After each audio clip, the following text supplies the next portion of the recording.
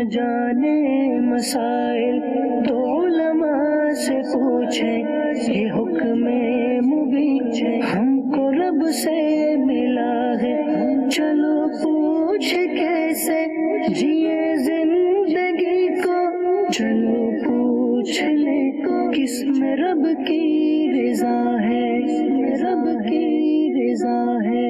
الحمدللہ رب العالمین والصلاة والسلام علی سید المرسلین، اما بعد فاعوذ باللہ من الشیطان الرجیم، بسم اللہ الرحمن الرحیم۔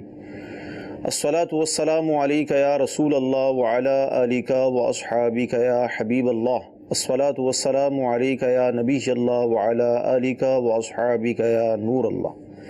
میٹھے میٹھے اسلامی بھائیوں اور مدنی چینل کے ناظرین، سلسلہ دارالفتہ اہل سنت میں ایک بار پھر آپ کو مرحبا کہتے ہیں۔ ابتداً درود پاک کی فضیلت عرض کی جاتی ہے کہ فرمان مصطفیٰ صلی اللہ تعالی علیہ وسلم ہے کہ جسے یہ پسند ہو کہ اللہ تعالیٰ کی بارگاہ میں پیش ہوتے وقت اللہ عز و جل اس سے راضی ہو، اسے چاہیے کہ وہ مجھ پر کثرت سے درود شریف پڑھے۔ صلو علی الحبیب صلی اللہ تعالی علی محمد صلی اللہ علیہ وسلم۔ مدنی چینل کے ناظرین، الحمدللہ عز و جل ہمارا یہ سلسلہ علم دین کے پھولوں سے مزین ہوا کرتا ہے۔ بہت سارے مسائل ہم گھر بیٹھے سیکھنے میں کامیاب ہو جاتے ہیں۔ میری آپ سے مدنی التجا ہے کہ آپ توجہ کے ساتھ اس کو دیکھیں، اہم مدنی پھول تحریر کریں۔ الحمدللہ عز و جل ہم سلسلے میں آپ کی کالز ایسے میں شامل کرتے ہیں۔ آئیے آپ کی کالز کو ہم شامل کرتے ہیں۔ میرا سوال ہے کہ حج کب فرض ہوتا ہے؟ جی انشاءاللہ عرض کرتے ہیں، کیا فرماتے ہیں؟ الحمدللہ رب العالمین والصلاة والسلام علی سید الانبیاء والمرسلین، اما بعد فاعوذ باللہ من الشیطان الرجیم، بسم اللہ الرحمن الرحیم۔ حج کے فرائض کی کافی ساری شرطیں ہیں جو رفیق الحرمین میں امیر علیہ سنت نے بیان کی ہیں، اسی طرح بحر شریعت کے چھٹے حصے کے اندر موجود ہیں۔ تو یہ بڑا مفصل اور طویل جو ہے اس کا جواب ہے، یعنی کہ ایک تو بندے کے پاس اتنا مال و اسباب ہونا کہ آنا جانا وہ کر سکے، اور یہاں نان نفقہ جو اس کے اوپر لازم ہوتا ہے اپنے اہل و عیال کا، اگر وہ ہیں تو وہ ان کو اتنا دے سکے کہ وہ متوسط انداز میں یہاں پر گزارا کر سکیں، بندہ خود اس کے اعضاء وغیرہ سلامت ہو، راستہ پر امن ہو۔ یہ شرائط جو معروف ہیں یہ بندے میں جب پائی جاتی ہیں تو پھر اس صورت میں اس کو حج کرنا ہوتا ہے۔ اس کے علاوہ اور دیگر شرائط بھی بحر شریعت کے اندر مذکور ہیں۔ تو جب یہ شرائط پائی جائیں گی تو بندے کے اوپر حج کرنا یہ لازم ہو جائے گا، فرض ہو جائے گا، اور اگر نہیں کرے گا تو اس کا مؤخر کرنا 1-2 سال تک نہیں کیا تو گناہ گار ہوگا، توبہ بھی اس کو کرنا ہوگی۔ ٹھیک ہے جی، اگلی کال لیں گے۔ محمد عاقب ہند سے عرض کر رہا ہوں، میرا سوال مفتی صاحب سے یہ ہے کہ نماز کی نیت کس طرح بننی چاہیے؟ کان پہ ہاتھ لگانا کیا ضروری ہے؟ بتا دیجئے طریقہ۔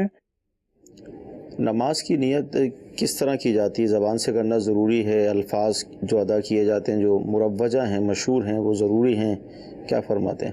اصل میں ان کے سوال کی جو جہت ہے وہ دوسری بھی ہے، وہ یہ پوچھنا چاہ رہے ہیں کہ جب ہم ہاتھ اوپر اٹھاتے ہیں کانوں کو لگانا ضروری ہے یا نہیں؟ جو آپ نے فرمایا اس کے مطابق تو پہلا جواب تو یہ ہے کہ زبان سے نیت کرنا یہ ضروری نہیں ہے، کرنا جائز ہے بلکہ بہتر ہے، بالخصوص جو ہمارا دور ہے اس میں چونکہ توجہ بندوں کی عام طور پر نہیں ہوتی، صحیح، تو اس لیے علماء نے یہ ارشاد فرمایا کہ زبان سے جو نیت کرے گا، اصل نیت نام ہے دل کا، دل کے ارادے کا، کہ دل میں بندہ جب ارادہ کر لے کہ میں یہ کام کر رہا ہوں تو اس کو نیت کہا جاتا ہے۔ زبان سے جو الفاظ وہ کہہ رہا ہے، اس کا فائدہ اتنا ہے کہ زبان سے جب کہے گا تو بندے کی توجہ اس چیز کی طرف ہو جاتی ہے، تو یہ مفید ہے، معاون ہے اس کے لیے، اس لیے اس کو بہتر قرار دیا گیا کہ زبان سے نیت وہ کرے۔ لیکن بہرحال زبان سے نیت کرنا یہ شرط نہیں، اصل شرط جو ہے وہ دل میں نیت کا ہونا ہے، اور اس کے لیے مروجہ الفاظ بھی ضروری نہیں ہے، بس زبان سے یہ کہہ دے کہ میں جو نماز پڑھ رہا ہے اس کا ذکر کر دے کہ میں 4 رکعت فرض آج کے ظہر ادا کر رہا ہوں، یہ بھی کافی ہے۔ اللہ تبارک و تعالیٰ کے لیے کہہ دے کہ اللہ تبارک و تعالیٰ کے لیے ادا کر رہا ہوں، عام طور پہ نیت یہ ہوتی ہے کہ اللہ تبارک و تعالیٰ ہی کے لیے ادا کر رہا ہے۔ دوسری بات کہ کانوں تک ہاتھ اٹھانا یا کانوں کو ہاتھ لگانا کیا ضروری ہے؟ تو دیکھیں اصل جو سنت ہے نبی کریم صلی اللہ علیہ وسلم کی جو احادیث ذکر کی گئی ہیں وہ یہ ہے کہ احیال اذنیہ، یہ کانوں کی جو لو ہے یہاں تک آپ ہاتھ اٹھایا کرتے تھے. صحیح. تو اثر اس کے محاذی اس کے برابر ہونا ہے. کان پر ہاتھ لگ جاتا ہے تو یہ مفید ہے. ٹھیک ہے. جیسا کہ پہلے میں نے عرض کیا کہ دل سے زبان سے نیت کرنا مفید فائدہ دیتا ہے. تو اس سے یہ ہوتا ہے کہ ایک یقین ہو گیا کہ کان تک ہاتھ اٹھ چکے ہیں. پیچھے یوں رکھیں تو بھی نیت ہو گئی.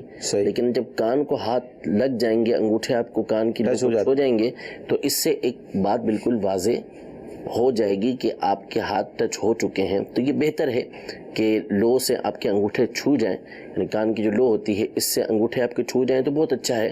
لیکن اگر نہیں چھوئے تو بھی سنت بہرحال ادا ہو گئی, کہ سنت یہ ہے کہ کانوں تک ہاتھ اٹھانا چاہیے. اچھا, جیسے بھی اگرچہ آپ نے ارشاد فرما دیا ہے کہ نیت دل کا ارادہ ہے, لیکن ہم مساجد میں دیکھتے ہیں کہ امام صاحب رکوع میں ہیں, اب کوئی مقتدی آیا, اس نے نیت کی, نیت کرتا ہوں 4 رکعت نماز فرض واسطے اللہ تعالیٰ کے, اتنی دیر میں امام صاحب اڑ جاتے ہیں, ان کی رکعت نکل جاتی ہے. تو اگر طریقہ ارشاد فرما دیں جو ہمارے مدنی چینل کے آسان, یعنی دیکھیں اصل چیز تو میں نے عرض کی نا کہ دل میں نیت ہونی چاہیے. علماء نے تو یہاں تک لکھا ہے, فقہاء کرام نے, کہ کوئی شخص آ رہا ہے تیزی کے ساتھ, ویسے نماز کے لیے جب آنا چاہیے تو اطمینان اور وقار کے ساتھ آنا چاہیے. اگر امام صاحب رکوع میں بھی ہیں تو بھی دوڑنا نہیں چاہیے. بعض لوگ دوڑتے ہیں کہ حدیث پاک میں حضور علیہ السلام نے فرمایا کہ جب تم نماز کے لیے آؤ تو تمہارے پر وقار اور سکینے کو اختیار کرنا یہ لازم ہے. سکون کے ساتھ, اطمینان کے ساتھ, وقار کے ساتھ آنا چاہیے نماز کے لیے. لیکن اگر کوئی چلتے چلتے یہ نیت کر لیتا ہے کہ میں جو 4 رکعت فرض ظہر کے آج کے ادا کرنے کے لیے آ رہا ہوں یا عصر کے ادا کرنے کے لیے آ رہا ہوں, تو یہ نیت بھی اس کی ہو جائے گی. اب آئے تو آ کے وہ اللہ اکبر کہہ کے دوسری مرتبہ اللہ اکبر کے رکوع کے اندر چلا جائے. ہمارے یہاں عمومی طور پر یہاں چند خطائیں کی جاتی ہیں. نمبر 1 تو یہ انداز ہوتا ہے کہ بعضوں کو مسئلہ معلوم نہیں ہوتا تو اللہ اکبر کہتے ہوئے سیدھے رکوع کے اندر چلے گئے. اس سے ان کی نماز ہی شروع نہیں ہوتی. تکبیر تحریمہ کہیں, رکیں, پھر اس کے بعد جو ہے وہ آپ رکوع کے اندر چلے جائیں. اس طرح کرنا یہ جائز نہیں ہے کہ آپ اللہ اکبر کہتے ہوئے سیدھا رکوع کے اندر چلے گئے اور آپ کی نماز بھی اس سے شروع نہیں ہوگی, یعنی نماز ہوئی نہیں آپ کی. دوسرا یہ کہ ہمارے یہاں ایک چیز یہ ہوتی ہے کہ جیسے جو ثنا پڑھنا ہے, اگر امام کو پہلی رکعت کے رکوع میں اس نے پایا, جیسے اس کے سامنے امام رکوع کے اندر گئے, اب اس کو جو امید ہے, آیا اللہ اکبر کہا, اس کو معلوم ہے کہ میں امام کے رکوع سے کھڑے ہونے سے پہلے ثنا پڑھ لوں گا. جیسے بعض اماموں کی عادت پتہ ہوتی ہے کہ یہ تھوڑا رکوع طویل کرتے ہیں, تو اللہ اکبر کہے اور ہاتھ باندھ لے, اور ہاتھ باندھ کے پھر وہ ثنا پڑھے, پھر رکوع کے اندر چلے جائے. اور اگر اس کو پتہ ہے کہ میں نہیں پڑھ سکوں گا تو پھر اس صورت میں جو ہاتھ باندھنا سنت ہے وہ اس مقام پر ہے جہاں پر آپ نے کوئی طویل ذکر جیسے ثنا پڑھنی ہے وہاں پہ باندھیں, ورنہ اللہ اکبر کہیں, ہاتھ سیدھا رکھیں اور رکوع کے اندر چلے جائیں. اب ہاتھ باندھنے کی ضرورت نہیں جب آپ نے ثنا پڑھنی نہیں ہے تو. تیسری بات یہاں اس حوالے سے یہ ہے کہ یہ تو ہے رکوع کا معاملہ, ٹھیک ہے, کہ جب امام صاحب کو رکوع میں دیکھتے ہیں تو چونکہ یہ مسئلہ معلوم ہوتا ہے عام طور پر لوگوں کو کہ وہ یہ جانتے ہیں کہ رکوع میں بھی امام صاحب کے ساتھ مل جائیں گے تو ہمیں رکعت مل جائے گی. اس کے لیے تو لوگ اہتمام کر لیتے ہیں کہ رکوع میں امام صاحب کے ساتھ چلے گئے, لیکن اتفاقاً پہنچے اور امام صاحب کھڑے ہو گئے یا امام صاحب سجدے کے اندر چلے گئے, تو لوگ انتظار کرتے ہیں کہ امام صاحب اب کھڑے ہو جائیں یا آخری رکعت ہے تو بیٹھ جائیں, اس کے بعد ہم پھر شامل ہوں گے. تو یہ ایسا نہیں کرنا چاہیے. امام کو آپ جس حالت کے اندر دیکھتے ہیں آپ اس کے ساتھ مل جائیں, اللہ اکبر کہیں, اگر وہ رکوع میں ہیں سجدے میں ہیں تو آپ دوسری مرتبہ اللہ اکبر کہتے ہوئے سجدے میں چلے جائیں. یہ انداز اختیار کرنا چاہیے, رک کر انتظار یہ نہیں کرنا چاہیے. یہ اچھا طریقہ کار نہیں ہے کہ آپ کھڑے ہوئے ہیں انتظار کر رہے ہیں تو اللہ تبارک و تعالیٰ کی عبادت کے لیے نماز کے اندر شامل ہو جائیں اور جس حالت میں امام کو پا رہے ہیں اور جو طریقہ کار ہے اس کے مطابق اس میں شامل ہو جائیں. جی, مدنی چینل کے ناظرین, بڑی تفصیل سے نیت کے حوالے سے گفتگو کی گئی کہ نماز کے لیے ہم نیت کرتے ہیں تو اس کے لیے الفاظ ہونا ضروری ہیں یا نہیں ہے, زبان سے کی جائے یا نہ کی جائے, اس کو تفصیلاً بیان کیا گیا. اور ساتھ ہم نے یہ بھی کوشش کی کہ بعض اوقات رکعت مل سکتی ہے لیکن ظاہر لا علمی کی وجہ سے توجہ نہیں ہوتی تو رکعت بھی ہماری ضائع ہو جاتی ہے. پھر رکعت کو حاصل کرنے میں جو غلطیاں ہوتی ہیں, یعنی بعض صورتیں وہ بیان کی گئیں کہ جس میں نماز ہی نہیں ہوتی, اس کو بھی بیان کیا گیا. تو الحمدللہ یہ ہمارے سلسلے کی برکتیں ہیں کہ ضمناً بھی کچھ سوال شامل کر لیے جاتے ہیں. یہاں پر ایک اور غلطی بھی, لیکن بعض لوگ کرتے ہیں, بالخصوص جو دور دراز کے علاقوں میں رہنے والے ہوتے ہیں, گاؤں دیہات میں, اور ان کو کسی کسی طریقے کی معلومات نہیں پہنچی ہوتی تو اس صورت میں وہ یہ غلطی کرتے ہیں کہ وہ پہلے جو رکعت چھوٹی ہے اسے ادا کرتے ہیں پھر امام کے ساتھ شامل ہوتے ہیں، تو یہ طریقہ کار درست نہیں ہے۔ ایسا نمازی جو ہے وہ مسبوق کہلاتا ہے، یعنی جس کی کوئی رکعت چھوٹ گئی، 1 رکعت 2 رکعت یا 4 رکعت والی نماز کے اندر 3 رکعتیں 4 رکعتیں اس کی چھوٹ گئی، آخر میں ہی مل رہا ہے، صحیح، یعنی 1 رکعت بھی اس کی نکل گئی، تو اس کو کہا جاتا ہے مسبوق۔ ٹھیک ہے، مسبوق جس حالت میں امام ہوگا اس میں مل جائے گا، اور آخر کے اندر امام جب سلام پھیر لے گا اس کے بعد وہ کھڑا ہو کر اپنی نماز ادا کرے گا۔ حدیث پاک میں جب فرمایا کہ اذا اتیتم الصلاۃ، کہ جب تم نماز کے لیے آؤ تو سکون اور وقار اختیار کرو، اس میں آخر کے اندر یہی ہے کہ جتنی رکعتیں امام کے ساتھ پاؤ وہ ادا کرو، اور پھر جب امام نماز پوری کر لے تو اپنی بقیہ کو پورا کر لو۔ ماشاءاللہ مزید اس کو اور بیان کیا گیا۔ جی مزید کالس لیں گے۔ مرید حسین اطاری کشمیر سے عرض کر رہا ہوں، آپ کے پروگرام میں میرا سوال یہ ہے کہ کسی اسلامی بہن نے مجھے سونے کی چوڑیاں دی تھی مسجد کے حوالے سے، اور میں نے پوچھا تھا کس کام سے یہ استعمال کی مسجد کے حوالے سے، انہوں نے کہا تھا ان سے میں نے کل اختیار دیا تھا، جیسے آپ چاہیں مسجد کے حوالے سے آپ ان کو استعمال کر سکتے ہیں، پیسے خرچ کر سکتے ہیں، کل اختیار۔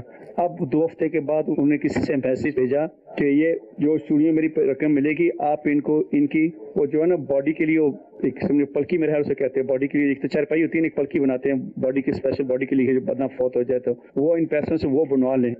میرے لیے کیا حکم ہے، میں کیا کروں، کیونکہ وہ اس کا مسجد سے تعلق ہی نہیں نا، تو میں کیا کروں، میرے لیے کیا حکم ہے، اگر میرے رہنمائی فرمانے کیا فرماتے ہیں؟ یعنی وہ یہ کہہ رہے ہیں کہ پہلے دے دی کلی اختیار کے ساتھ سونے کی چوڑیاں، کہ اب یہ جو ہے وہ مسجد میں جو چارپائی یا جو میت اٹھانے کے لیے ڈولی رکھی جاتی ہے وہ آپ اس سے ڈولا لے لیں تو ٹھیک ہے۔ اصل میں اس کا مسجد سے تعلق ہے، یہ چیزیں مسجد پر باقاعدہ وقف کی جاتی ہیں، مسجد میں اس کو فنائے مسجد کے اندر یا مسجد کی جو جگہ ہوتی ہے سامان رکھنے کی تو وہاں پر یہ چیز رکھی جاتی ہے، اور لوگ عام طور پہ یہ جو ڈولی وغیرہ ہوتی ہے مسجد ہی سے حاصل کرتے ہیں، یعنی ایسا بہت ہی کم ہوتا ہے کہ کسی ادارے کے پاس یہ چیز رکھی ہو اور ان سے جا کے حاصل کیا جائے۔ تو اگر وہ رقم اپنی خرچ نہیں کی اور وہ صراحت کر رہی ہیں کہ اس کو اس کام کے لیے استعمال کر لیں تو اس کام کے اندر اس کو استعمال کیا جا سکتا ہے۔ ٹھیک ہے جی، اگلی کال۔ دارالفتاء اہل سنت میں میرا سوال یہ ہے کہ کچھ لوگ چشمہ پہن کر نماز پڑھتے ہیں، تو آیا کہ چشمہ پہن کر نماز پڑھتے ہیں وہ سجدے کی حالت میں ناک کی جو ہڈی کا لگنا واجب ہے وہ مکمل ادا ہو سکتا ہے کہ نہیں؟ کیا فرماتے ہیں؟ اصل میں چشمے مختلف قسم کے آتے ہیں، ہزاروں قسم کے آتے ہیں، ڈیزائن جو ہوتے ہیں، تو بعض جو چشمے ہیں ان کو پہن کر تو بآسانی پیشانی بھی جم جائے گی اور ناک کی ہڈی بھی جم جائے گی، تو اس میں تو ناک کی ہڈی جب جم گئی تو واجب بھی ادا ہو گیا، نماز بلا کراہت ہو جائے گی۔ اور بعض چشمے وہ ہوتے ہیں ایسے کہ اسے پہن کر جو ہے وہ ناک کی ہڈی زمین پر نہیں جمے گی، جیسا اس کا ڈیزائن ہوگا اس کے حساب سے، تو اس میں جو ہے وہ نہیں جمی تو اس صورت میں نماز واجب الادا ہوگی، دوبارہ نماز پڑھنا پڑے گی۔ البتہ یہ ہے کہ چشمہ پہن کے بندہ جب سجدے کی طرف جاتا ہے تو پھر اس کی توجہ جو ہے وہ چشمے کی طرف رہتی ہے، تو اس میں چند باتیں ہیں۔ اول تو کوشش یہی ہونی چاہیے ہر طرح کی جو اینک ہے، چشمہ ہے، اس کو اتار لینا چاہیے، جیب میں رکھ لیں یا سامنے رکھ لیں، جو بھی طریقہ کار اختیار کریں، اس کے بغیر ہی پڑھیں تو زیادہ اچھا ہے، لیکن اگر کوئی لگا کے پڑھتا ہے تو اس میں کوئی حرج نہیں۔ اچھا، دوسرا یہ مسئلہ ہوتا ہے اس کے اندر کہ مثال کے طور پر نماز پڑھنے سے پہلے چشمہ اتارنا بھول گئے تو اب بعض اوقات ٹینشن میں آ جاتے ہیں کہ اب کیا کریں، تو اس کا سمپل اور آسان طریقہ یہ ہے کہ جب آپ سجدے میں جانے لگیں تو عمل قلیل کے ذریعے، یعنی اگر آپ کی ناک کی ہڈی نہیں جمتی، آپ کو پتہ ہے کہ چشمہ مجھے ڈسٹرب کرے گا تو ناک کی ہڈی جمنے نہیں دے گا یا مجھے پریشانی ہوگی، سجدہ میرے سے ادا نہیں ہوگا، تو عمل قلیل یعنی دور سے دیکھنے والا یہ سمجھے کہ آپ نماز کے اندر ہیں، اسے یہ نہ لگے کہ آپ نماز کے اندر نہیں ہیں، تو اس کو چشمے کو آپ احتیاط کے ساتھ اتار دیں گے تو اس میں کوئی حرج نہیں، اس طریقے سے آپ اتار سکتے ہیں۔ صحیح۔ مدی چل کے ناظرین کالز کے ساتھ آپ کے ایس ایم ایس موصول ہو رہے ہیں، آئیے آپ کی کچھ ایس ایم ایس ہم شامل سلسلہ کرتے ہیں۔ بھائی کا ہم پر 4 لاکھ روپے کا قرض ہے، ہو سکتا ہے ابھی علیحدہ ہوں، بھائی شادی کے بعد ہو سکتا ہے علیحدہ ہو گئے ہوں، تو اب قربانی کا کیا حکم ہوگا؟ بھائی کا ان کے اوپر بھائی کا قرض ہے تو اس میں حکم یہی ہوگا کہ اگر تو 4 لاکھ کے علاوہ ان کے پاس مثال کے طور پہ 5 لاکھ کی رقم رکھی ہوئی ہے یا 4.5 لاکھ روپے کی رقم رکھی ہوئی ہے یا سونا چاندی اتنا رکھا ہوا ہے کہ قرض ادا کرنے کے بعد بھی یہ صاحب نصاب رہتے ہیں، یعنی اتنا مال ان کے پاس ہو جاتا ہے کہ جو 52.5 تولہ چاندی کے مساوی ہے. یہ تو 52.5 تولہ چاندی خود موجود ہے، یا اتنی رقم ضرورت کے علاوہ موجود ہے کہ جو 52.5 تولہ چاندی کے برابر ہو جائے، یا بیچنے کا سامان اتنا ہے کہ جو 52.5 تولہ چاندی کے مساوی ہو جائے، یا گھر میں فالتو سامان کہ جس کی ضرورت نہیں ہوتی، جس کی طرف زندگی گزارنے کی حاجت نہیں ہے، یہ زائد رکھا ہوا ہے اور وہ 52.5 تولہ چاندی کے مساوی ہو جاتا ہے، تو پھر اس صورت میں ان کو قربانی کرنا ہوگی. اور اگر اتنا نہیں ہے، مثال کے طور پہ 4 لاکھ روپے قرضہ ہے، رقم ٹوٹل ملا کے 3 لاکھ روپے بنتی ہے، یا پورے 4 لاکھ روپے بنتی ہے، یا 4,20,000 روپے بنتی ہے، تو اس صورت میں مائنس کریں گے 4 لاکھ روپے، تو یہ قربانی صاحب نصاب نہیں رہیں گے، لہذا ان کے اوپر قربانی لازم نہیں ہوگی. ٹھیک ہے. اچھا، حالت احرام میں، کیونکہ یہ بھی ایک مشہور ہے کہ احرام اتار نہیں سکتے، یعنی اتار دیں گے تو شاید اتر ہی جائے گا، تو اگر کسی پر غسل واجب ہو جائے، لازم ہو جائے، تو اب وہ کیا کرے؟ دیکھیں، ایسا کوئی مسئلہ نہیں ہے کہ احرام اتار نہیں سکتے. اصل احرام جو ہے وہ 2 چیزوں کا نام ہے. احرام نام ہے کہ نیت کرنا، اور نیت سے متصل لبیک تلبیہ پڑھنا، یا تلبیہ کی جگہ جو کوئی بھی تسبیح پڑھنا. سنت ویسے تلبیہ ہے کہ تلبیہ پڑھے. جب بندہ نیت کرتا ہے حج کی، عمرے کی، حج اور عمرہ دونوں کو ملا کر، تو اصل احرام یہ ہے. صحیح. یعنی اپنے اوپر اس نے کچھ چیزیں حرام کر لیں، حج کا احرام باندھ لیا، عمرے کا احرام باندھ لیا، تو اب جب تک وہ عمرہ ادا نہیں کر لے گا یا حج کا احرام باندھا ہے حج ادا نہیں کر لے گا، تو کچھ مخصوص چیزیں اس پر حرام ہیں. تو اصل جو چیز ہے وہ یہ ہے. اب اس کے بعد اس کے اوپر چونکہ سلے ہوئے کپڑے پہننا یہ ممنوع ہوتا ہے، کہ سلے ہوئے کپڑے نہیں پہن سکتا مرد، تو اس لیے یہ 2 چادریں پہنتے ہیں. لہذا اگر کسی کے اوپر کوئی مسئلہ ہو جاتا ہے، ایسا پرابلم ہو گیا، غسل فرض ہو گیا، یا احرام ہی ناپاک ہو گیا اس کا، تو اس کو اجازت ہے. بلکہ احرام اگر ناپاک ہو گیا تو اس کو ضروری ہے کہ وہ اسے پاک کرے گا. یعنی جو بھی نماز کی صورتیں بنتی ہیں کہ 1 درہم سے زیادہ اس میں نجاست لگ گئی، یا 1 درہم کے برابر لگ گئی، 1 درہم سے کم بھی لگ گئی، تو سنت تو یہی ہے کہ اس کو پاک کر کے نماز ادا کرے گا. 1 درہم سے زیادہ ہے تو سرے سے نماز نہیں ہوگی، 1 درہم کے برابر ہے تو نماز واجب الادا ہوگی، کم ہے تو سنت ہے کہ اس کو دہرانا ہوگا. تو پاک کر کے ہی نماز پڑھنی ہے، تو پاک ظاہر سی بات ہے اتار کر ہی وہ چینج کر کے ہی وہ کرے گا. تو اس میں کوئی حرج نہیں کہ ایسا معاملہ جب پیش آ جائے تو آپ دوسرا احرام بھی پہن سکتے ہیں. یہ والا احرام آپ نے پہنا ہوا ہے، اسی کو سیٹ کرنے کے لیے آپ نے اتارا، یا اس کا کوئی کنارہ وغیرہ دھویا، تو اس میں کوئی حرج نہیں ہے، آپ یہ کر سکتے ہیں. اصل چیز جو ممانعت ہے وہ ہے سلے ہوئے کپڑے کے پہننے کی. ٹھیک ہے. اچھا، اب بسا اوقات ایسا ہوتا ہے کہ احرام میلا کچیلا ہو جاتا ہے، تو ہمارا دین یہ صفائی کو پسند کرتا ہے کہ طہارت اور صفائی ستھرائی یہ پسندیدہ چیز ہے. البتہ جو حج کا احرام باندھتا ہے اور وہ اللہ تبارک و تعالیٰ کی بارگاہ میں حاضر ہوتا ہے، تو اس کے لیے خاص اس موقع پر حدیث پاک میں فرمایا کہ اللہ کی بارگاہ میں العج الثج، وہ حاجی پسند ہے کہ جو میلا کچیلا پراگندہ بال ہو. یعنی ایسی حالت میں اللہ تبارک و تعالیٰ کی بارگاہ میں حاضر ہو کہ یہ وہ موقع ہے. اللہ تبارک و تعالیٰ فرشتوں کے سامنے فخر فرماتا ہے کہ میرے بندے دور دور سے، یعنی عرفات کے میدان میں جب جمع ہوتے ہیں تو فخر فرماتا ہے کہ دور دور سے بندے میرے اس حالت کے اندر میری بارگاہ کے اندر حاضر ہوئے ہیں. آج کے دن جو مانگیں گے اللہ تبارک و تعالیٰ عطا فرماتا ہے. تو اس موقع پر اگر میلا کچیلا آپ کا احرام ہو جاتا ہے، یعنی ایسا میلا کچیلا کہ جسے کوئی کیچڑ وغیرہ اس پر نہیں لگ گئی، بہت زیادہ طبیعت کو متنفر کرنے والا نہیں ہے، تو ایسا میلا کچیلا اگر ہے یا میلا ہو چکا ہے، پرانا ہو چکا ہے، تو اس احرام میں بہتر ہے کہ آپ اسی کو پہن کے رکھیں. کہ ایسی حالت میں بندہ، یعنی جب کسی سے کوئی مانگتا ہے تو وہ ایسی حالت سے مانگتا ہے کہ وہ اپنے آپ کو ایسا ظاہر کرتا ہے کہ میں بہت غربت کے اندر ہوں، بہت پریشانی کے اندر ہوں. اس حالت میں وہ کسی سے مانگ رہا ہوتا ہے. تو اب اللہ تبارک و تعالیٰ کی بارگاہ میں جو حاضر ہونا ہے تو ایسی کیفیت کے ساتھ، ایسی حالت کے ساتھ حاضر ہونا ہے کہ جو رحمت کو ابھارنے والے کام ہوں. تو اس موقع پر اگر حج کے لیے بندہ جا رہا ہے اور احرام میلا ہو جاتا ہے، تو اگر ایسا نہیں ہے کہ جس سے کسی کو گھن آئے یا خود اس کو گھن آئے، تو پھر اس صورت میں میلا ہی بندہ، پرانا ہی میلا ہو، اس کو پہن لے، یہ زیادہ اچھا ہے.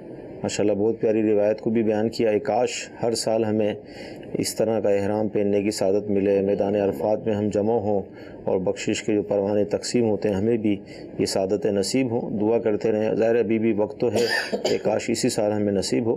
جی، ہم مزید کورس لیتے ہیں. آپ کی بارگاہ میں سوال یہ ہے کہ سر کے بال اگانے کے لیے کچھ ڈاکٹرز اس طرح کا ٹریٹمنٹ کرتے ہیں کہ اسی بندے کا بلڈ نکال کے تو بلڈ میں سے جو سفید خلیے ہوتے ہیں ان کو انجیکشن میں بھر کے سرنج میں تو وہ سر پہ اس کے انجیکشن لگاتے ہیں تاکہ سر کے بال اگیں. تو کیا ایسا ٹریٹمنٹ کروانا جائز ہے؟ کیا فرماتے ہیں؟ دیکھیں، انسان کے جو اعضاء ہیں ان سے کسی طرح کا نفع اٹھانا یہ ممنوع ہے، اس کی اجازت نہیں، سوائے وہ مقامات کے جہاں پر اس کی اجازت دی گئی. ٹھیک ہے. جیسے خون دیتے ہیں تو خون ویسے دینا یہ ممنوع ہے، اس کی شرعاً اجازت نہیں ہے کہ اس کو منتقل کیا جائے. اس میں اور وجوہات بھی ہیں، لیکن یہ کہ جہاں پر بغیر اس کے کوئی چارہ نہیں ہے، جان اس کے بغیر بچے گی نہیں، کوئی عضو ضائع ہو جائے گا، اس کا جو مقصود ہے عضو کا وہ ختم ہو جائے گا اس کا، تو یہاں علماء نے اجازت دی کہ ایسی صورت میں جو ہے وہ خون دیا جا سکتا ہے. یہ نفع اٹھانے کی ایک صورت ہو گئی، اور بعض صورتیں ہیں، لیکن انسان کے اعضاء سے اس طرح نفع اٹھانے کی اجازت نہیں ہے، چاہے اپنے جسم کے ذریعے ہی کوئی کرے. تو اب یہ جو چیز ہے اس کے ذریعے سے یہ اپنے جسم کے اعضاء سے، اپنے جسم کے حصے سے اپنے اوپر فائدہ اٹھا رہا ہے، تو اس کی اجازت نہیں. جیسے مثال کے طور پہ کسی اور مقام سے بال اکھیڑ کے سر کے اوپر لگا دیے تو یہ ممنوع ہے، ناجائز ہے، اس کی اجازت نہیں. کوئی اور طریقہ اختیار کرنا چاہتے ہیں کہ جس کے ذریعے سے یہ آپ کا جو پریشانی ہے وہ دور ہو جائے، گنج پن دور ہو جائے، تو وہ یوں استعمال کر سکتے ہیں کہ جیسے نقلی بال ہوتے ہیں. صحیح. تو اگر وہ نقلی بال انسان اور خنزیر کے نہیں ہیں، صحیح، کسی اور جانور کے ہیں تو وہ لگائے جا سکتے ہیں. اسی طرح آرٹیفیشل ہیں، وہ لگانا چاہتے ہیں تو وہ لگا سکتے ہیں، اس کی شرعاً اجازت ہے. اس طرح کرنے کی شرعاً اجازت نہیں کہ اپنے ہی عضو کے ذریعے جو ہے وہ کوئی چیز نکالی جائے اور اس کو انجیکٹ کیا جائے اور پھر اس سے بال اگائے، تو یہ درست نہیں ہے. ٹھیک ہے جی، اگلی کال لیں گے. میرا سوال یہ ہے کہ اگر کسی مدرسے میں جو ہے طلبہ کی چائے کے لیے دودھ آتا ہے اور اس دودھ کو جو ہے پہلے گرم کیا جاتا ہے اور اس کی ملائی وغیرہ الگ سے نکال لی جاتی ہے اور طلبہ کو چائے بنا کے دے دی جاتی ہے، اب وہ جو ملائی ہے وہ صرف طلبہ کھا سکتے ہیں یا اساتذہ بھی اس کو کھا سکتے ہیں یا خادمین بھی کھا سکتے ہیں؟ اس کا کیا ہے تفصیلی جو ہے احکام؟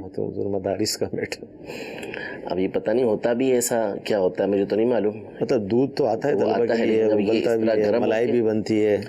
تو ظاہر ہے کہ اب یہ بنتی ہے تو جس مقصد کے لیے ہے اسی میں استعمال کی جائے گی. لیکن ملائی اتنی نہیں بنتی کہ تمام طلبہ میں تقسیم کر دی جائے یا جو بھی، مطلب اس میں بہرحال اگر وہ بنتی ہے تو اس کو استعمال، تو اگر وہ طلبہ ہی کے نام پر آیا ہے تو اب یہ عرف دیکھنا ہوگا اس کا کہ یہ جو اس طرح کی چیز نکلتی ہے ویسے ملائی ہے نقصان دہ، لیکن اگر تھوڑی بہت بھی ہے تو معمولی سے سب کو مل جائے گی تو یہ نقصان کا سبب نہیں بنے گی. بہتر طریقہ کار یہ سمجھ یہ آتا ہے بوائل کر کے اسی میں چائے بنا دی جائے، ملائی کی طرف اس کو نہ بڑھایا جائے. ٹھیک ہے، یعنی بہرحال وہ جو چیز ہے جو جس نام پر آئی ہے اسی نام پر اس کو استعمال کیا جائے گا، اس کے علاوہ کسی اور نام پر اس کو استعمال نہیں کریں گے. تو وہ تھوڑی بہت ہی ہوگی تو وہ طلباء کے درمیان ہی تقسیم کر دی جائے، یعنی سب کو کسی دن کسی کو دے دی جائے، کسی دن کسی میں تقسیم کر دی. صحیح. چلیں اگلی کال لیں گے. اگر کسی کے اوپر قضا نمازیں ہوں اور وہ ان قضا نمازوں کو پڑھنا چاہے تو اس میں کن کن باتوں میں کی تخفیف وہ کر سکتا ہے؟ کون کون سے کام وہ ہیں جو اس میں وہ نہ کرے تو اس کی نمازیں وہ ادا ہو جائیں گی؟ اس بارے میں رہنمائی فرما دیجیے. اسی سلسلے میں امیر اہل سنت کا ایک پورا رسالہ موجود ہے، نماز کے احکام کتاب کے اندر بھی الگ سے بھی ملتا ہے. چلیں مفتی قضا نمازوں کا بیان. جی. اس میں یہ ہے کہ جو تیسری اور چوتھی رکعت ہے، یعنی مثال کے طور پہ ظہر کی نماز قضا ہو گئی تھی نعوذ باللہ، تو اس کو یہ ادا کرنا چاہ رہے ہیں، اس کی قضا کرنا چاہ رہے ہیں، تو اس کی تیسری اور چوتھی رکعت کے اندر یہ سورہ فاتحہ کی جگہ 3 بار سبحان اللہ کہہ کر رکوع میں چلے جائیں، اس بات کی اجازت ہے. اسی طرح رکوع میں گئے تو وہاں پر 3 مرتبہ سبحان ربی العظیم پڑھنے کے بجائے 1 دفعہ پڑھ لیا، یا سجدے میں گئے اور وہاں پر 3 مرتبہ سبحان ربی الاعلیٰ پڑھنے کے بجائے 1 ہی مرتبہ پڑھ لیا. اسی طرح التحیات میں بیٹھے اور یعنی آخری قعدہ اخیرہ کے اندر جب سلام پھیرنا ہے تو اس میں التحیات پڑھنے کے بعد اللہم صلی علی محمد و آلہ اتنا پڑھ کر بھی سلام پھیر سکتے ہیں، اس بات کی بھی رخصت ان کو دی گئی ہے. اسی طرح جب وطر کی قضا کرتے ہیں تو وطر کی قضا میں اس بات کی اجازت ہے کہ دعائے قنوت کی جگہ اللہم اغفر لی پڑھ لیں، اتنا پڑھ کر بھی رکوع کے اندر جا سکتے ہیں. لیکن یہ رعایت دی گئی ہے اس لیے تاکہ بندہ جلد سے جلد جو قضائیں ہیں اس کو ادا کر لے. اب اگر کسی کی 1 یا 2 3 4 نمازیں چھوٹی ہوئی ہیں, 5-6 نمازیں چھوٹی ہوئی ہیں, بہت زیادہ نہیں ہیں, اس کو ادا کرنا بالکل آسان ہے. اول تو اس کو فوری طور پر چاہیے کہ ادا کر لے, اپنے اوپر نمازیں اس کی قضا رکھنی ہی نہیں چاہیے, اور ایسے موقع پر اس کو چاہیے کہ جیسے نماز ویسے ادا کرتے ہیں ویسے ہی ادا کرے.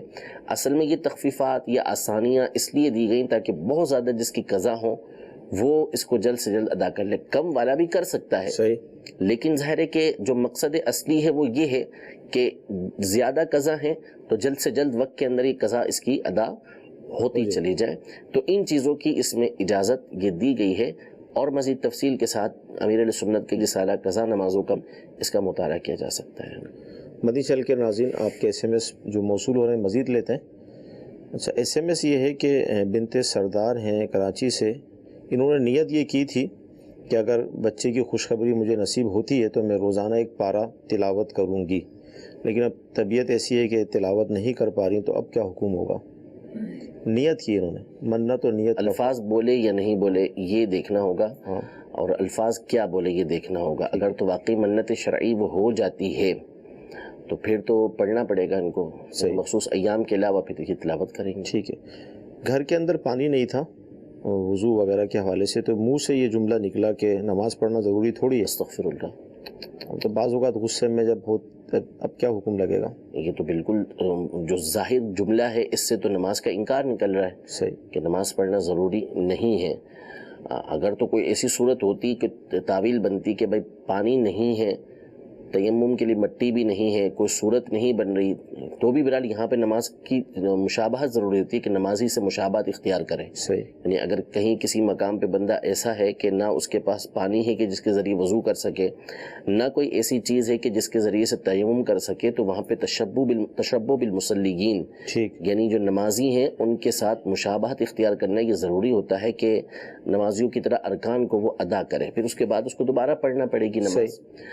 لیکن یہ کہنا, یہ تو بظاہر جو جملہ ہے یہ تو کفریہ ہے کہ نماز کی فرضیت کا ایک طرح سے انکار پایا جا رہا ہے کہ نماز پڑھنا ضروری ہی نہیں ہے. ایسوں کو توبہ کرنی چاہیے, کلمہ پڑھنا چاہیے, نکاح والے ہیں تو نکاح بھی دوبارہ کرنا ہوگا. جی مدی چل کے ناظرین, یہ کتنا اہم مسئلہ ڈسکس ہوا کہ بعض اوقات گھر کے اندر پرابلم ہوتی ہے پانی وغیرہ کے حوالے سے, تو اس طرح کے جملے منہ سے نکل جاتے ہیں غصے میں, یا فوتگی کا معاملہ ہوتا ہے تو اس وقت بھی نکل جاتے ہیں. تو بہت احتیاط کا یہ موقع ہوتا ہے, کیونکہ نفس و شیطان ہمارے ساتھ ہیں, اور شیطان یہی چاہتا ہے کہ ہمارے منہ سے ایسے کلمات نکلیں اور نعوذ باللہ اسلام سے باہر ہو جائیں. تو ایسے موقع پہ صبر و تحمل سے کام لینا چاہیے, اور بالکل اور حل بھی موجود ہیں. اگر پانی نہیں ہے تو تیمم کی بھی سہولت ہے, تو اور بھی جو مسائل بتائے گئے, تو کوشش کر کے اپنی زبان کو قابو میں رکھا جائے ایسے موقع پہ, اور صبر سے کام لیا جائے. کوئی ایسا جملہ منہ سے نہ نکل پائے کہ جس کی وجہ سے اس طرح کے احکام ہم پر لازم ہوں. جی اگلی کال لیں گے ہم. محمد ثاقب اتاری عرب شریف مکہ سے عرض کر رہا ہوں. مفتی صاحب کے بارے میں میرا سوال ہے. میں عرب شریف میں کام کرتا ہوں. رمضان المبارک سے پہلے اتنے پیسے تھے کہ حج کرنے کے بعد پیسے بچ جائیں. وہ پیسے میں نے پاکستان بھیج دیے, اور پاکستان میں کمیٹی بھی ہے, اور میں نے حج بھی کرنا ہے. تو کیا اس صورت میں حج فرض ہوگا؟ اگر حج فرض ہوتا ہے تو ادھار پیسے لے کر حج ادا کریں تو فرض ادا ہو جائے گا؟ کیا فرماتے ہیں حضور؟ ابھی دیکھیں کہ عرب شریف میں ہے تو وہاں کا انداز کیا ہے کہ کس مقام پر ہیں. صحیح, اور وہاں سے جو فارم وغیرہ بھرنے ہوتے ہیں یا براہ راست جاتے ہیں تو مجھے معلوم نہیں ہے کہ کیا طریقہ کار ہوتا ہے. لیکن اگر کسی کے پاس اتنا مال موجود ہے کہ قافلے جب اس کے شہر سے جا رہے ہیں اس وقت وہ صاحب استطاعت ہے کہ جس کی وجہ سے اس کے اوپر حج فرض ہو جاتا ہے. اب اگر اس نے نہیں کیا تو پھر اس کو کرنا بعد میں لازم ہوگا, اور بعد میں پیسے نہیں رہتے تو اس کے لیے حکم یہی کہ قرض لے کر بھی وہ حج پر جائے. تو اب یہ صورتحال جو یہ بتا رہے ہیں اس میں یہ واضح نہیں ہے کہ ان کا طریقہ کار کیا ہے. لیکن یہ حج کرنا, حج اگر ان پر فرض ہو جاتا ہے کرنا, تو اس صورت میں ان پر لازم ہوگا کہ قرض لے کر بھی حج کے لیے جائیں, قرض لیں اور اس کے بعد حج ادا کریں. اور اگر یہ وہیں قریب میں رہتے ہیں, ان کو تسریح وغیرہ بھی مل سکتی ہے, آسانی ہو سکتی ہے, قانونی طریقے سے جا سکتے ہیں, تو یہی ان کے لیے بہتر ہے کہ حج فرض اپنا ادا کر لیں. ٹھیک. جی اگلی کال. جناب میرا سوال یہ ہے کہ کسی بندے کو اگر یہ پتہ نہ ہو کہ میں نے کتنی نمازیں قضا کی ہیں، اور کیا وہ شخص ایسا کچھ ہے کہ ایک ہی نماز پڑھے اور وہ ساری قضا جو ہے وہ اس کی پوری ہو جائے؟ یہ تو بالکل باطل بات ہے. یہ جو دوسری بات انہوں نے پوچھی ہے کہ کوئی ایسی نماز ہو کہ جس کے ذریعے سے پڑھیں تو وہ ساری کی ساری ادا ہو جائیں، ایسا کچھ بھی نہیں ہے. اور جو خاص طور پہ رمضان المبارک کے آخری جمعے کے حوالے سے، جمعہ الوداع کے حوالے سے مشہور ہے کہ اس میں ایک نماز آپ ادا کر لیں یا 4 رکعتیں ادا کر لیں اور ہر رکعت میں اس طریقے سے صورتیں پڑھ لیں تو آپ کی ساری زندگی کی قضا ادا ہو گئی. اس حدیث کی کوئی حقیقت نہیں ہے. ہمارے علماء نے واضح طور پر، محدثین کرام نے واضح طور پر لکھا ہے کہ یہ من گھڑت بات ہے. حضور علیہ السلام نے کوئی ایسی بات ارشاد نہیں فرمائی، بلکہ صحیح حدیث کے اندر یہ موجود ہے کہ جو نماز سے سویا رہ گیا، نہیں پڑھ پایا یا بھول گیا، من نام عن الصلاۃ او نسیا، جو نماز پڑھنا بھول گیا ہے، نماز سے سویا رہ گیا، تو اس کا کفارہ ہی یہ بتایا کہ جب یاد آئے، جب جاگے، وہ فلیصلیھا، اسے ادا کر لے. تو نماز کا جو کفارہ ہے، نماز یہی ہے کہ جب قضا ہو چکی تو اب اس کو ادا ہی کرنا ہوگا. اس کے علاوہ اس کا کوئی جو ہے وہ کفارہ وغیرہ نہیں ہے، اس کا کوئی اور ذریعہ نہیں ہے، نماز ادا کرنی ہے. تو یہ من گھڑت باطل بات ہے، اس کی کوئی حقیقت نہیں ہے کہ ایک نماز ادا کر لی اور ساری کی ساری نمازیں یہ ادا ہو گئیں. اچھا، اب رہا طریقہ کار یہ کہ یاد نہیں ہے کہ کتنی نمازیں ان کی چھوٹی ہیں، تو اس میں پہلے تو ظن غالب کی صورت ہے کہ بندہ سوچ بچار کرے کہ مثال کے طور پر عمر جو ہے وہ 30 سال ہے، تو اب غور کرے کہ مجھ سے جو نمازیں چھوٹی ہوں گی وہ کم از کم 10 سال کی چھوٹی ہیں. 9 سال کی چھوٹی ہیں تو تھوڑا اوپر کر کے اس نے 10 سال بنا لیے. ظن غالب اس پر اس کا جم گیا تو ٹھیک ہے، اب 10 سال کی اس نے ادا کرنی کہ پڑھتا ہوں کبھی چھوٹتی ہے، پڑھتا ہوں کبھی چھوٹتی ہے. تو اب یہ زیادہ سے زیادہ 10 سال کی نمازیں ہوں گی، اس کو یہ بندہ ادا کر رہا ہے. ظن غالب جہاں جمتا ہے اس کے حساب سے کرے. اور نہیں ہوتا، پتہ نہیں چلتا کہ کتنی نمازیں جو ہے وہ اس نے چھوڑی ہیں یا اس سرے سے پڑھتا ہی نہیں تھا نماز، اب احساس ہوا اس بات کا، تو پھر اس صورت میں یہ ہے کہ اگر مرد ہے تو اس کے لیے اگر اس کو یہ یاد ہے کہ میں بالغ کب ہوا، 12 سال کی عمر میں، 13 سال کی عمر میں، 14 سال کی عمر میں، تو جتنے سال میں وہ بالغ ہوا ہے وہ سارے اس سے مائنس کر دے. 30 سال کی عمر ہے، 14 سال کی عمر میں بالغ ہوا، 14 سال مائنس کر دے. 13 سال کی عمر میں بالغ ہوا ہے، 13 سال مائنس کر دے. اور اگر یہ بھی نہیں یاد کہ کتنے سال میں بالغ ہوا تھا، تو مرد کے لیے جو مدت ہے وہ 12 سے لے کر 15 کے درمیان اسلامی سن کے اعتبار سے، اسلام ہجری سن کے اعتبار سے یہ ہے. تو لہذا 12 سال کو مائنس کر دے اور بقایا جو 18 سال کی مثال کے طور پہ نمازیں ہیں اس کی وہ قضا کرے گا. اور عورت ہے تو اس کا حکم یہ ہے کہ وہ 9 سے 15 کے درمیان بالغ ہوتی ہے تو وہ 9 سال کو مائنس کر دے. 30 سال کی عمر ہے تو 21 سال کی نمازیں اس نے قضا کرنی ہے.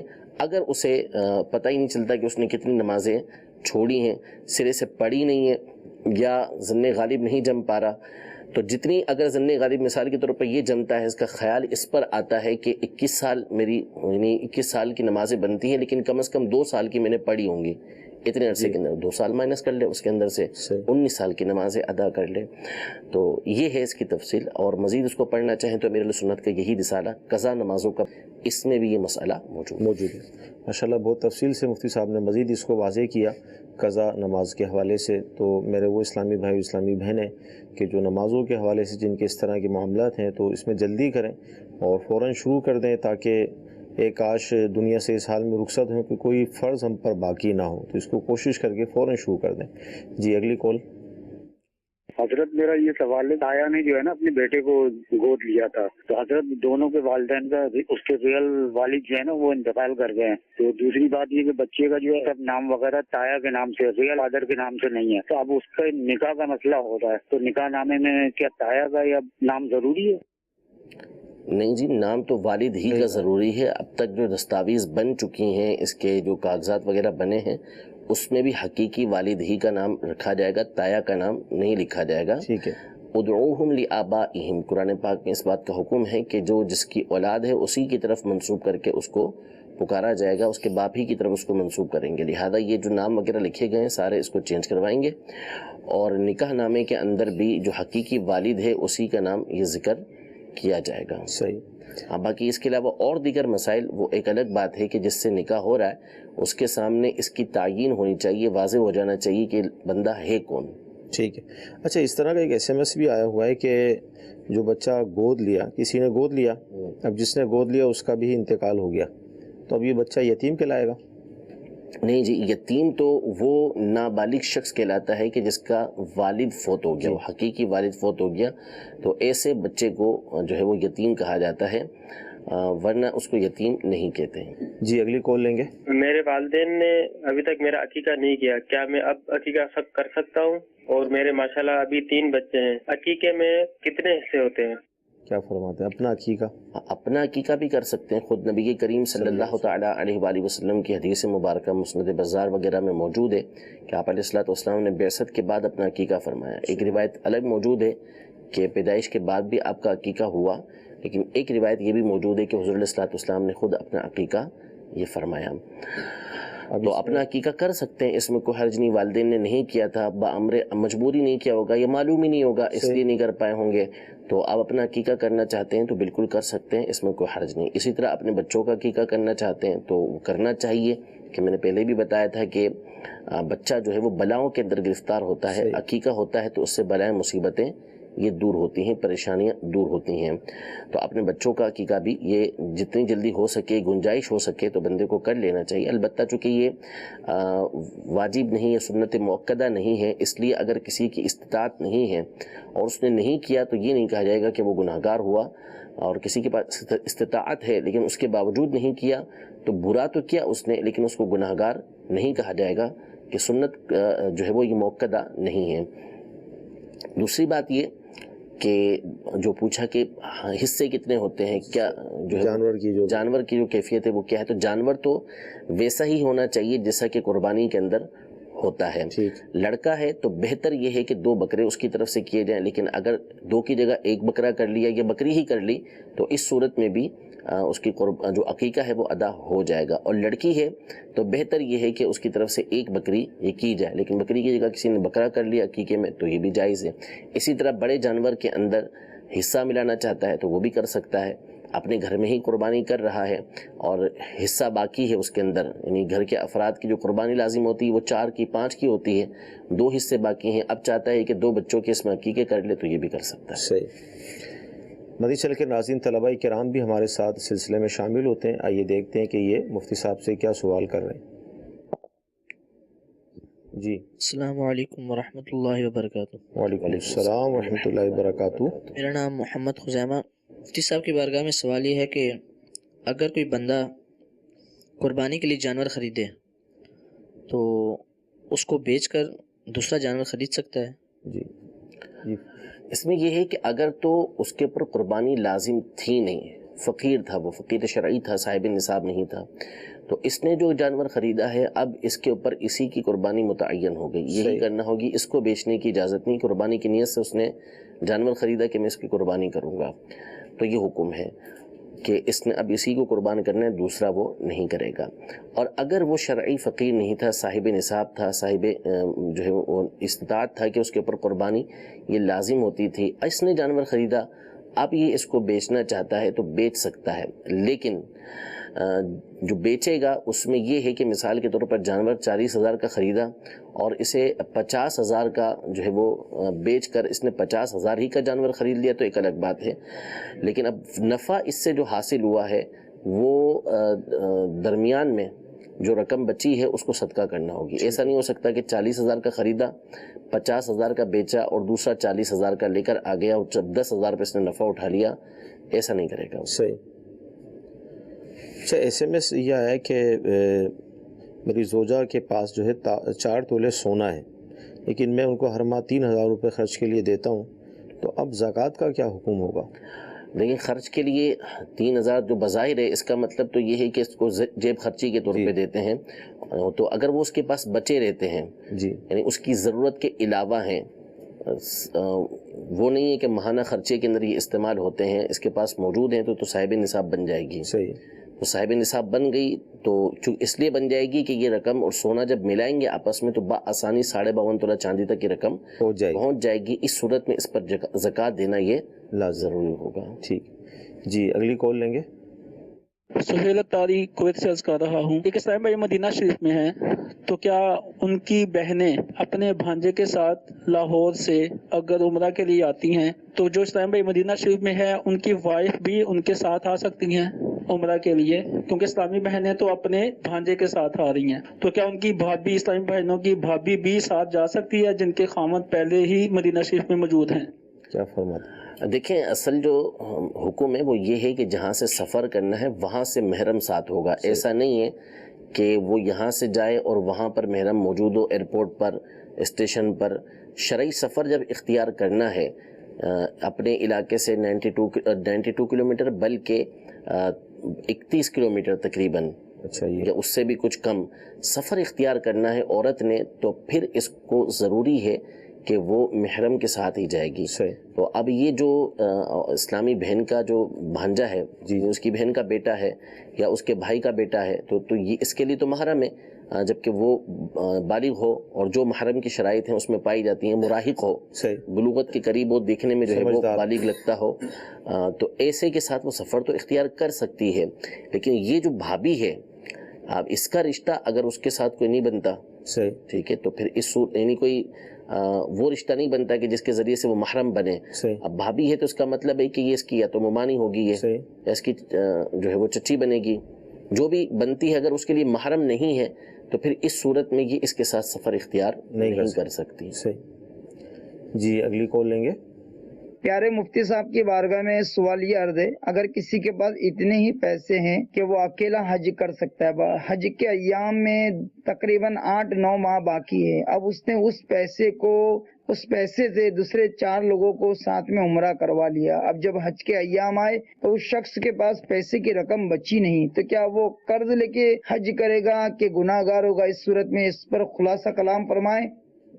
क्या फरमाए? देखिए, हज फर्ज होने के बाद की बात है, अभी इनके पर हज फर्ज नहीं हुआ, इससे पहले ही रकम खर्च कर डाली जी। अब वो चाहे उम्रे में खर्च की, चाहे वो घर बनाने में खर्च की, चाहे वो निकाह के अंदर खर्च कर डाली, तो अभी अगर वो हज इसके पर फर्ज नहीं हुआ, इससे पहले खर्च कर डाली, हज के अय्याम में जब काफिले जा रहे हैं इसके पास कुछ भी नहीं है। सही, यानी जब हमारे यहाँ फार्म वगैरह भरे जाते हैं तो इस वक्त इसके पास कुछ भी नहीं है, तो अब इसके ऊपर हज फर्ज नहीं है। सही, इसके ऊपर हज फर्ज हो और उसको जो है वो बाद में उसकी कज़ा करना ये लाजिम हो जाए। ये सूरत वो बताई गई थी आपको कि जहाँ हज फर्ज हो गया और इसने अदा नहीं किया, तो अब हुक्म ये है कि इसकी चूँकि इसको अदा करना ही है बाद में भी, ऐसा नहीं हो सकता कि अब इसके ऊपर से फ़र्ज साकित हो जाए।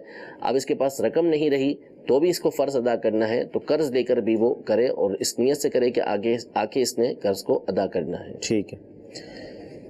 तहज्जुद की ज़्यादा से ज़्यादा कितनी रकातें हैं और नियत किस तरह की जाएगी? तहज्जुद नफिल है, इसमें नफिल नमाज ही की नियत की जाएगी, ज़्यादा की इसमें कोई हद नहीं है कि कितनी रकातें अदा करनी है। बस इसका तरीक़ाकार ये है कि इशा की नमाज़ पढ़ने के बाद, इशा के फ़र्ज़ पढ़ लिए, इसके बाद एक लम्हा भी सोना ये ज़रूरी है, यानी नींद इसकी होना चाहिए, चाहे वो झपकी की सूरत में ही हो जाए, तो उसको नींद आ गई, इसके बाद उठकर वो तहज्जुद की नमाज़ पढ़ सकता है, और चाहे 2 रकात पढ़े, 4 रकात पढ़े, 12 रकात पढ़े, या इससे भी ज़्यादा पढ़ना चाहता है तो पढ़ सकता है, इसमें कोई हर्ज नहीं है। अगर कोई शख्स नमाज में तहियात के अंदर शहादत की उंगली को उठाना अगर भूल जाए तो क्या उसकी नमाज हो जाएगी, असर पड़ेगा? जी, नमाज तो उसकी हो जाएगी, लेकिन कसदन इस तरह नहीं छोड़ना चाहिए कि ये सुन्नत मुबारका है। ठीक। अच्छा, इसी तरह इरशाद फरमाए कि जो मैयत का खाना होता है और वरसा अगर इजाज़त ना दें और पका लिया जाए तो अब इसमें क्या हुक्म होगा? देखिए, मैयत का खाना जो 3 दिन के अंदर किया जाता है, बतौर दावत अगर किया गया तो उसको खाना ये शरान जो है वो अगनिया के लिए दुरुस्त नहीं है, जो गरीब गुरबा हैं वही खाएंगे। दावत तो वैसे ही ममनू है, 3 दिन जो सोख के हैं उसमें दावत नहीं की जाएगी। अब किसी और ने पका लिया है तो मैयत के इशारे सवाब के लिए वो गरीबों को खिला दिया जाए, यतीमों को खिला दिया जाए, तो इससे मैयत को फ़ायदा हासिल हो। ठीक जी, अगली कॉल लेंगे। हमारा मसला है जी, 3,03,000 हमारे पास कर्जा है, कुर्बानी वाजिब है या नहीं है? 3,03,000 कर्जा है। ये पहले ही अर्ज कर दिया, मैंने तफसील के साथ बता दिया कि जितना कर्जा है जी उससे ज़्यादा इतनी रकम मौजूद है कि जिसको कर्जे को माइनस करें तो भी साहिब निसाब रहेंगे। अब 3,30,000 या 13,000 जितना भी इनके ऊपर कर्जा है, لیکن ان کے پاس مثال کے طور پر 4 لاکھ 5 لاکھ کی رقم یا سونا چاندی وغیرہ ملا کر موجود ہے، تو ظاہر ہے کہ جب قرضہ اتاریں گے تو اس کے بعد بھی اتنی رقم ان کے پاس بچی رہے گی کہ جس کی وجہ سے ان کے اوپر قربانی لازم ہوتی ہے، تو قربانی ان کو کرنا ہوگی۔ ٹھیک ہے جی، اگلی کال۔ میرا دارالفتاء سنت میں ہے کہ امام کے ایک سلام پھیرنے کے بعد مقتدی ہنسا تو کیا نماز ہو جائے گی؟ ہنسا، اگر سلام پھیرنے کے بعد دوسرا سلام اس نے نہیں پھیرا تو اس کو نماز دوبارہ پڑھنا پڑے گی، وضو نماز ٹوٹ گئی، اس کی وضو بھی ٹوٹ گیا، صحیح، تو دوبارہ نماز پڑھے گا۔ اس طرح کہ جس کو یا تو خود سنے گا تو نماز ٹوٹ گئی، اور یا ہنسا اتنی آواز کے ساتھ کہ دوسروں تک پہنچ گئی تو نماز بھی گئی اور وضو بھی اس کا گیا۔ مدنی چینل کے ناظرین، سلسلہ ہوا، اللہ تعالیٰ کی بارگاہ میں دعا ہے کہ اللہ تعالیٰ ہمارا سلسلہ قبول فرمائے، جو سیکھا ہے جو سنا ہے اس پر عمل کرنے کی توفیق عطا فرمائے، آمین۔ صلو علی الحبیب صلی اللہ تعالیٰ علی محمد۔ نہ جانے مسائل تو علماء سے پوچھیں، یہ حکم مبین ہم کو رب سے ملا ہے، چلو پوچھ کیسے جیے زندگی کو، چلو پوچھ لے کس میں رب کی رضا ہے، رب کی